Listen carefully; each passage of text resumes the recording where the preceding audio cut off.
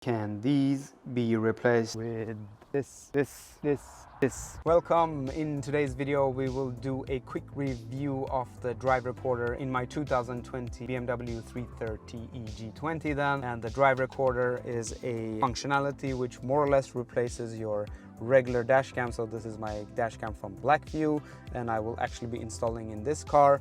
But if you don't want to hardwire anything, or if you don't want to have the hassle of installing a dash cam, maybe the drive recorder is an option for you. But you need to option out your car with a Drive Assist Plus in order to get the camera. So we have one facing forward camera, one rearward facing camera, and one camera on each side mirror. So those hardware options you need to tick the tick box for, but the drive recorder, as in my case, was not available when I purchased this car. But with the latest firmware update which I got over the air, I got the option of actually downloading or updating the car over the air with the drive recorder functionality, which is a really neat thing. It's really easy. I actually use my phone only and it took a couple of minutes and it was in the car. But before we continue with the video, if you do like the content of the channel, do subscribe, hit the bell icon to stay notified for similar videos like this, car detailing, modifications to the BMW, modifications to the MX-5 in the garage. And also, if you like the video, give it a thumbs up. And without any further ado, let's get on with the video.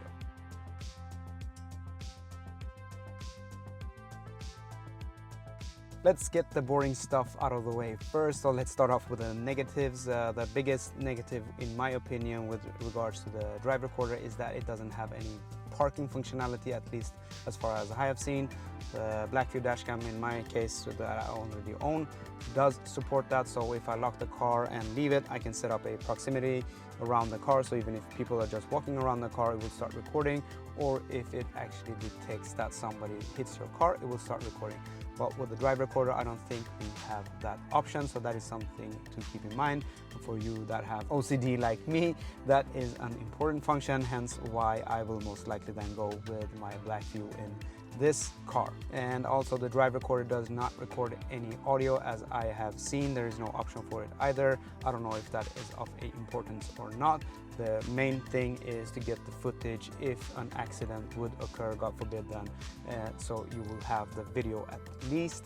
And also, as I mentioned previously, then the car needs to be equipped with Park Assist Plus, so that itself is an expensive option compared to a dash cam. You don't have to have the Blackvue as I have. There are even cheaper ones.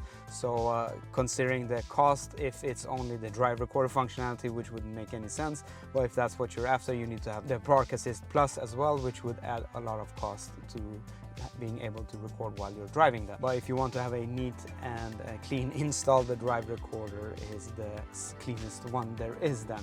And also in low light conditions, I don't think the picture quality is that good. When you have sunlight, etc., it is rather good, but still the resolution of the cameras are quite low, so you won't actually be able to see license plates, numbers, etc. that well if they are not very close down, which would mean potentially that you are crashing. That's the way it is, and that's what I have experienced. So if you also then record on all four cameras, each camera becomes a smaller portion of what is available to you, so the resolution will be even worse for each of the cameras. But you can select, and I will show you the options that we have to only film with the forward-facing camera or the rearward-facing camera when you only do one of them at a time, or just the front and back.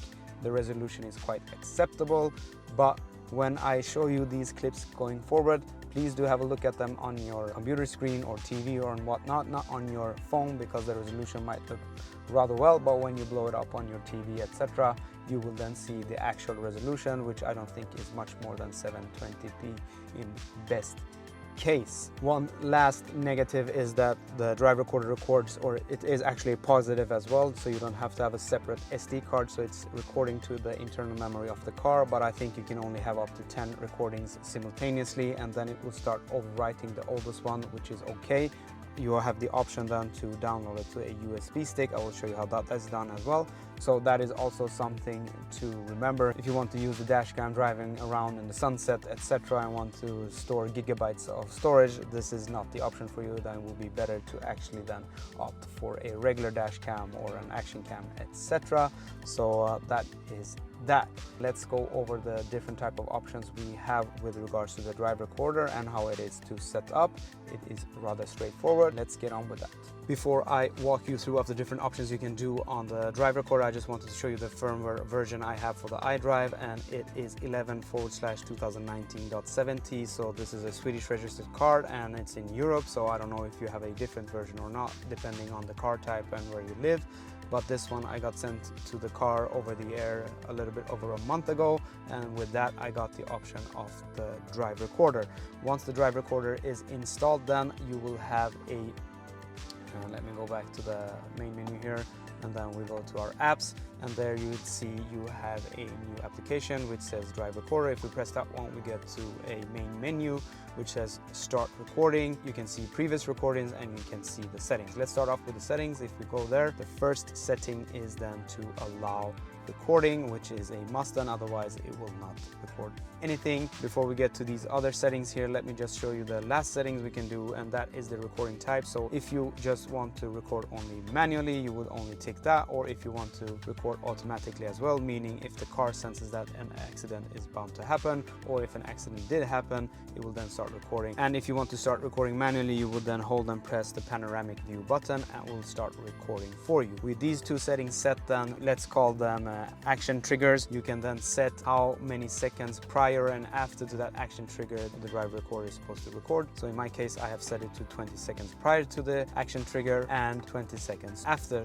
the action trigger. So all in all 40 seconds in total. And then you have a setting to say which camera do you want to record with. All of them, front and rear, front or just rear. So you can't just select the sides. That is more or less what you have with regards to the settings. And if we go to the previous saved recordings, we can see then that we have some recordings to select from, and if you go into one of them, then you can pause it, you can skip to the next one or go to the previous one, select export and delete. If you select export, then you would then use your USB stick and put it into your USB port here, and then select export, and it will start exporting all of your recordings or just this recording. Very simple. It takes 1 minute or 2 minutes or so, and you can save all your recordings. So that is more or less that with regards to the options that we have. I will now switch over to some sample footage so you can get a good feeling of what the quality is with regards to the recordings, and also what it looks like with regards to just having forward-facing camera, rear-facing camera, or both of them, or all four cameras. And once we have done that, we will wrap the video up. So let's cut to the videos. Let's start off with daylight and all four cameras active at the same time. You can see that we can clearly see that everything is visible, but the details are not quite there. It is difficult to see license plate numbers, etc. That is across the board with regards to all camera modes and also during daylight or low light. So that is something to bear in mind, but we can clearly see what's happening around the car. Switching to front and rear, in my opinion, this gives the best details, and as you can see, it's a little bit difficult to see any license plate numbers, but we can clearly see what's going on in front and behind the car. With only the front-facing camera, this should give the highest resolution, but in my opinion, it looks more washed out than having front and rear active at the same time. You will see in the next clip where we only have the rear camera, it's the same. As you can see, it's very difficult to see the license plate number even if I would pause the video. Switching to all four cameras in low light conditions, we can still clearly see what's going around the car, but again then it is difficult to see the license plate number, but it gives an adequate picture of what is going on. Now we have front and rear. As you can see, the shutter speed is a little bit lower, so we have some action going on with the cars going around, but still it's difficult to see the license plate numbers. And in my opinion, we are getting to the combinations which gives the worst details and picture, that is just the front or just the rear in low light conditions.